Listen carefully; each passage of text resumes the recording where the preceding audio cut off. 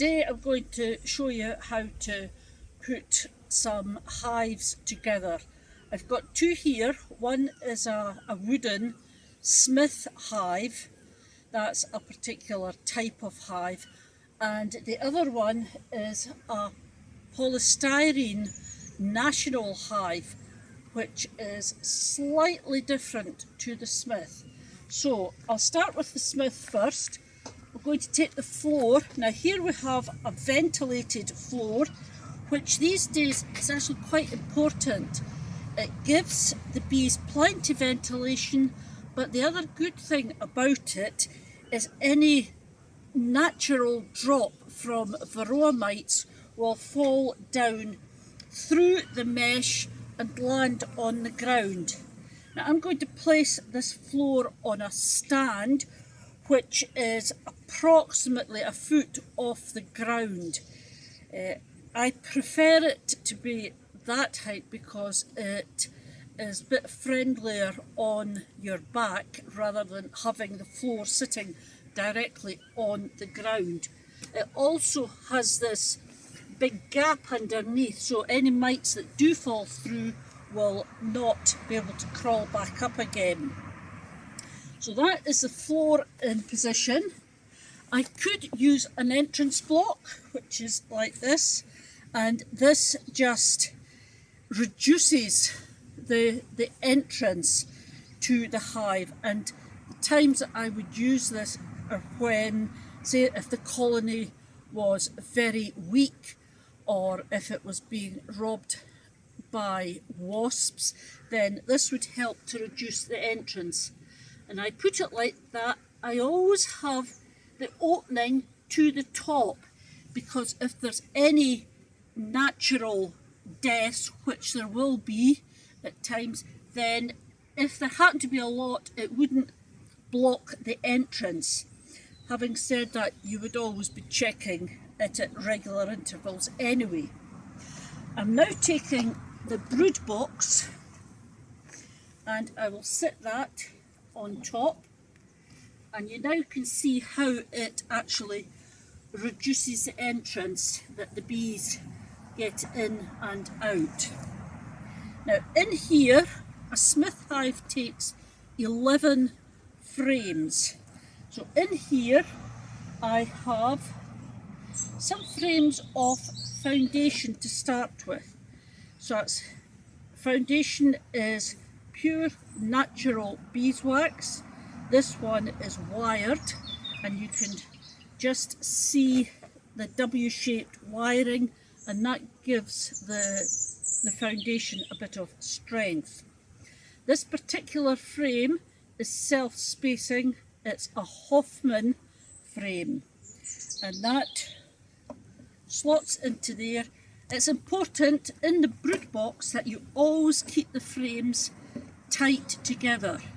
If you have them apart like that, then the bees will build brace comb. So always keep them tight together. At this end, I have a dummy board. And dummy boards can actually be really useful. So it's in here, and when I'm going to inspect the hive, I can take this dummy board out, lay it to the side, and that gives me a bit of working space here. And it also makes it much easier to lift out the first frame. Note, I've always got the hive tool in my hand, and as I go to lift out a frame, if they're stuck, because I'm right-handed, I go to the left side first, then the right, and then lift. And that way I'm not constantly crossing my hand over the top of the bars. So put the dummy back in again. The next part of the hive is a queen excluder. Now, because a Smith hive, which is a very simple basic hive to make, but it's very efficient at the same time, a Smith hive has what we call top bee space. So the frames are not quite flush with the top of the box.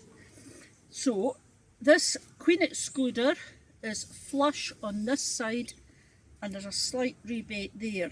Because it's top bee space here, I put it that way down, and that still allows the bees to get over the tops of the frames. Because the bars are quite narrow, worker bees can get through, but a queen bee does not. She's just that bit bigger. Next, I will take a super or a shallow box, and I sit that directly on top of the queen excluder. Now, as I said, the queen excluder prevents the queen bee from getting up here, so she cannot lay eggs in the super.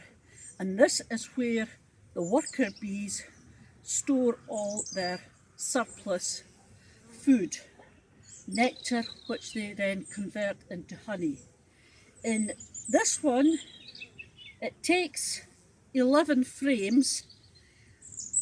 If it's foundation, then I put in the full 11.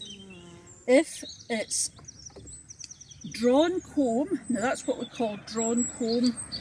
It's, you see the bees have formed all these cells, and that's what they fill with honey and put a fine wax capping over it when it's ready.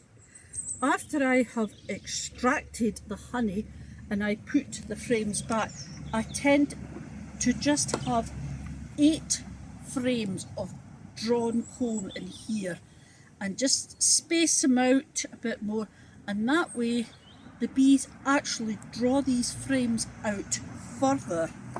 And you can see this one is slightly fatter. They draw it out further and they actually put even more honey into it.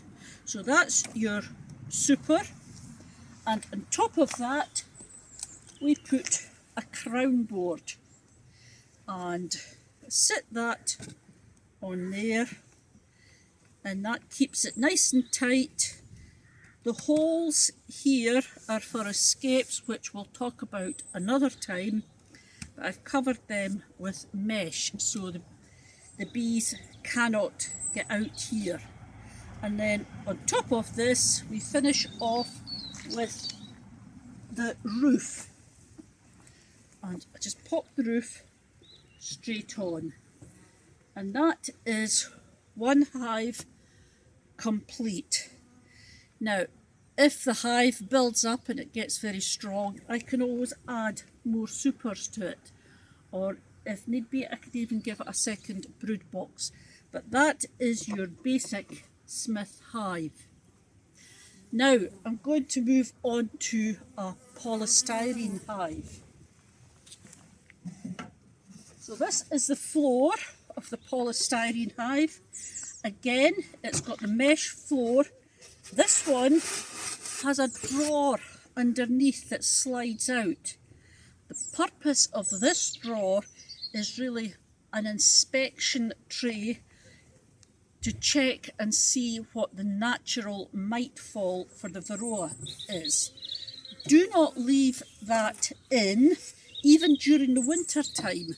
You only put this tray, you slide it in underneath if you're wanting to check for natural mite fall. So I'll put the floor down here, and then on top goes the brood box. Now, because this is a polystyrene hive, it's very dense polystyrene, which is excellent for insulation, and in here I would put the frames, the same as the frames that were in the Smith brood box. The only slight difference in the frames are that the lugs are slightly longer. So here is another dummy board, and it's got quite a short lug here, and it does fit in, but a national frame, the lugs would be about half an inch longer on both sides. On top of that, we would put a queen excluder. Now the other slight difference in the national hives is the brood box has a bottom bee space, which means the frames are flush with the surround. So when you're placing the queen excluder, this is the side with rebate, that's the flush side. So in this case, it goes with the rebate side down, and again have the bars running in the opposite direction to the frames, and the bees will still be able to get up over the top of the frames and move from frame to frame. So on top of the queen excluder goes a super or a shallow box. Again, it's just exactly the same as the super that's on the Smith, the only difference being the lugs are just that wee bit longer. So you'd have that with 10, it only takes 10 frames in a poly hive. You would have 10 frames of foundation, or once the bees have drawn it out and extracted it, you would then put in, say, 8 frames, and they would draw them out further. And on top of that goes the brood box and the crown board, and that goes there. It does have vents, but the bees here have actually filled it up with a bit of propolis and that. But these vents have a variety of purposes which will be discussed at another time. And then to finish off, we have the roof. And if you're going for a poly hive, you're best to ask for a deep roof rather than a shallow one. The deep roofs are much better. So there's your 2 hives. There's pros and cons with both of them. Cleaning a wooden hive, if there's a lot of propolis and wax inside it, you can scrape it out and torch it with a blowtorch, which kills off any bugs. Obviously, can't do that with a polystyrene, in which case you would a very strong solution of washing soda and some bleach, and you can then clean your polystyrene hive. As I said, both are good. It obviously depends on your budget, where you're placing the hives, and what appeals to you, either wood or polystyrene.